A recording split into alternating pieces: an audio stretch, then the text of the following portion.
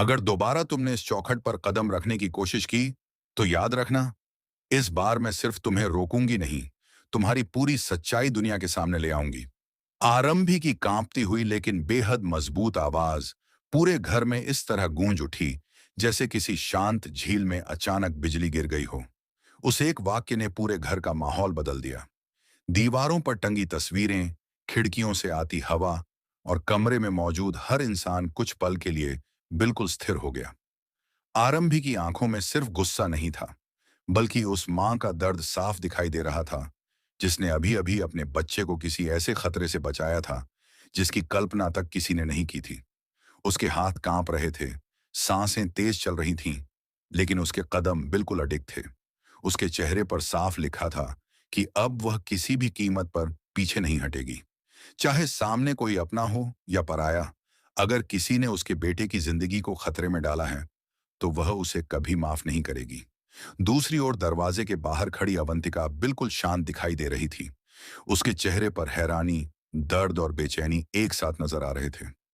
वह कई बार कुछ कहना चाहती थी, लेकिन हर बार आरंभी की आंखों में जलती हुई आग देखकर उसके शब्द उसके गले में ही अटक जाते। ऐसा लग रहा था जैसे वह कोई बहुत बड़ा सच बताना चाहती हो, लेकिन हालात उसे ऐसा करने की इजाजत नहीं दे रहे थे। पूरे घर में ऐसा सन्नाटा पसरा था कि लोगों की सांसों की आवाज तक साफ सुनाई दे रही थी। परिवार का हर सदस्य एक दूसरे का चेहरा देख रहा था, लेकिन किसी की हिम्मत नहीं हो रही थी कि कुछ पूछ सके। सभी के मन में सिर्फ एक सवाल था, आखिर कुछ ही मिनटों में ऐसा क्या हो गया कि जिस डॉक्टर पर इस घर ने वर्षों तक भरोसा किया, जिसे परिवार का हिस्सा माना, आज उसी को इस तरह बेइज्जत करके घर से बाहर निकाल दिया गया। क्या अवंतिका सचमुच दोषी थी, या फिर इसके पीछे कोई और गहरा राज छिपा था? तभी सीढ़ियों के पास खड़ा छोटा सा विहान ये सब अपनी मासूम आंखों से देख रहा था। उसकी समझ में कुछ भी नहीं आ रहा था।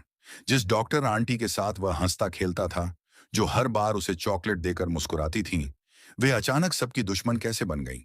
वह धीरे धीरे उनकी ओर बढ़ने लगा, लेकिन इससे पहले कि वह कुछ समझ पाता, आरंभी ने तेजी से उसका हाथ पकड़ लिया और उसे अपने पीछे कर लिया। उसकी पकड़ इतनी मजबूत थी कि मानो वह अपने बेटे को किसी दिखाई न देने वाले खतरे से बचा रही हो। उसने विहान के सिर पर हाथ फेरा और बिना उसकी तरफ देखे पूरे घर से कहा, आज मैंने अपने बेटे को बचा लिया है। अब कोई भी मेरे विहान के करीब नहीं आएगा।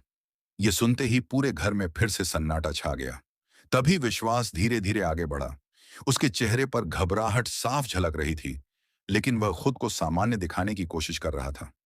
उसने धीमी आवाज में कहा, आरंभी, शायद तुम जल्दबाजी में फैसला ले रही हो। पहले पूरी बात तो सुन लो।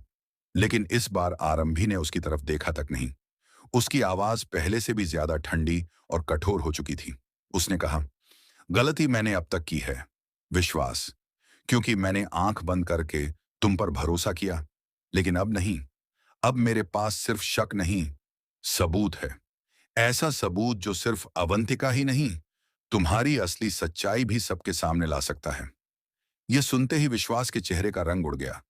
उसके होंठ सूख गए, माथे पर पसीने की बूंदें चमकने लगीं। पहली बार उसकी आंखों में ऐसा डर दिखाई दिया जिसे वह लाख कोशिशों के बावजूद छिपा नहीं पाया। उसे समझ नहीं आ रहा था कि आखिर आरंभी के हाथ ऐसा क्या लग गया, जो वर्षों से दफन उसका सबसे बड़ा राज उजागर कर सकता था। उधर अवंतिका ने भी पहली बार अपनी नजरें झुका लीं। एक पल के लिए उसके चेहरे पर घबराहट साफ दिखाई दी, लेकिन अगले ही पल उसने खुद को संभाल लिया। उसके होंठों पर एक अजीब सी मुस्कान उभर आई, जैसे उसे पहले से पता हो कि यह कहानी अभी खत्म नहीं हुई है। आरंभी ने बिना कुछ कहे दरवाजा जोर से बंद कर दिया। आवाज इतनी तेज थी कि पूरा घर कांप उठा। उसने गहरी सांस ली और मन ही मन एक फैसला कर लिया। अब चाहे कुछ भी हो जाए, वह अपने बेटे को किसी भी कीमत पर खतरे में नहीं पड़ने देगी। लेकिन उसे यह नहीं पता था कि जिस लड़ाई को वह खत्म समझ रही है, वह तो बस शुरुआत थी। घर के बाहर खड़ी अवंतिका ने आखिरी बार उस बंद दरवाजे को देखा। उसकी आंखों में आंसू थे, लेकिन चेहरे पर रहस्यमयी मुस्कान अब भी कायम थी। वह धीरे धीरे सीढ़ियां उतरने लगी और बिना पीछे मुड़े सिर्फ इतना बोली, आज तुमने मुझे इस घर से निकाल दिया, आरंभी, लेकिन बहुत जल्द तुम्हें इसी फैसले पर पछताना पड़ेगा। उसके कदम दूर होते गए, लेकिन उसकी आवाज लंबे समय तक आरंभी के कानों में गूंजती रही।